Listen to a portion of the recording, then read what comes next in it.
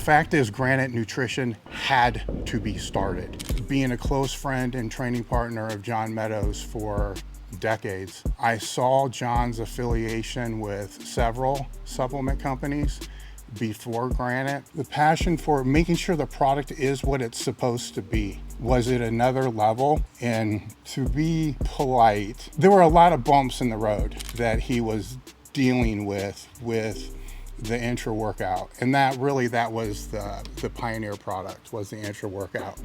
And I was training with John when experimenting not just with the Granite product, but the 4 iterations and 3 or 4 supplement companies before that, and know how passionate he was about all the ingredients that were in there, the response of it, when it would work and when it wouldn't work. There were a couple times that the batches were so good and they would be like unlabeled batches, and it would just have a marker on there that says like 8562_B. And when there was a good batch, John would just stock up, send me 10 of them, then he would use that batch over and over and over again. The reason Granite had to happen is John had to have more control of the QC, of the quality control. The issue was he was still competing at the time. He had his online training business. He had all these other things that were going on. And that was one of the roadblocks or pain points that he had, is deciding to really commit or not commit was why it took so long for him to actually make that step, because it's easier to be able to have the formula, to be able to have the idea, and then just kind of push it off on somebody else, let them do all the work, and then get your royalties or whatever it's going to be. And that works fine for a lot of people until quality control is associated with your name. And that's one of the other breaking points that happened for anybody that knows the story and follows for a long time. There was a pain point to where one of the other companies he was affiliated with had a product tested that wasn't what it was supposed to be, and that was it. Because that not only impacted the product sales, but it impacted John's reputation, which he had spent decades building. And thankfully, that's what saved him, by the way, was his reputation. And then he was brutally honest about everything that happened.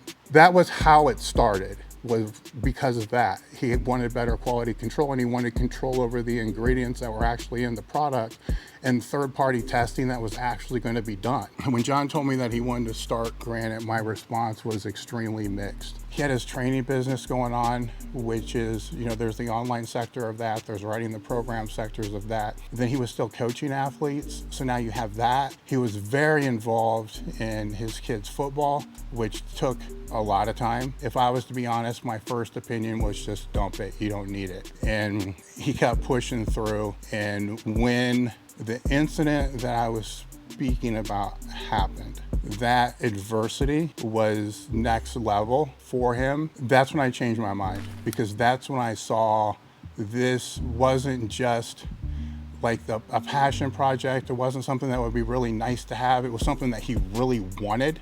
And now there was a challenge behind it. And anybody that's gonna move into entrepreneurship and business ownership, and even if it's a partner type of this, there has to be a big ass fire behind you, because 90%, if not more, of business is adversity. That fire was more of this all-in type of business mentality that I think you need to have. Then it was, okay, here's what I would advise to make sure these issues don't happen again. How Granite's pivoted since inception, it had to happen, because the Granite is not and was never set out to be a brand solely focused on top NPC and or pro bodybuilders or strength athletes in that sector. Yes, it covers those areas, but it's a lifestyle brand. The supplement industry has to be focused more upon a lifestyle brand. And John knew that. The marketing and the graphics didn't really fit that from the beginning, but he knew that, because at its core, when you look at what supplementation is, it's in the word. It's to supplement. The strength athletes, where a lot of them suffer, is not in the training side, and really not even in the nutrition side. It's in the lifestyle side. If you talk to any coach, or if I'm talking to anybody that's really serious about their training, That's really the last thing that you're gonna find wrong. But that's the thing that they want fixed.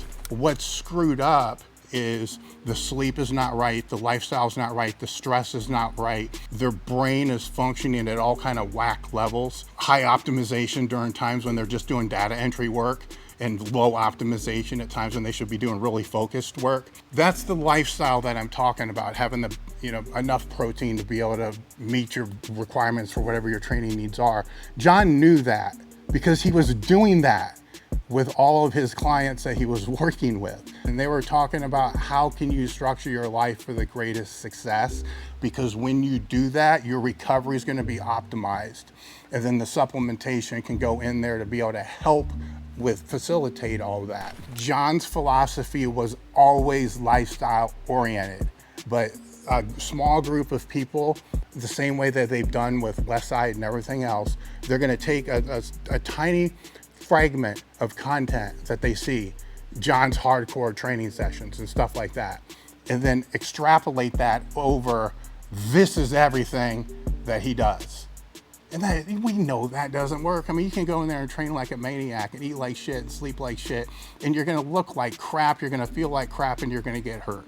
So it's lifestyle. So the brand had to transition into, more lifestyle brand focusing.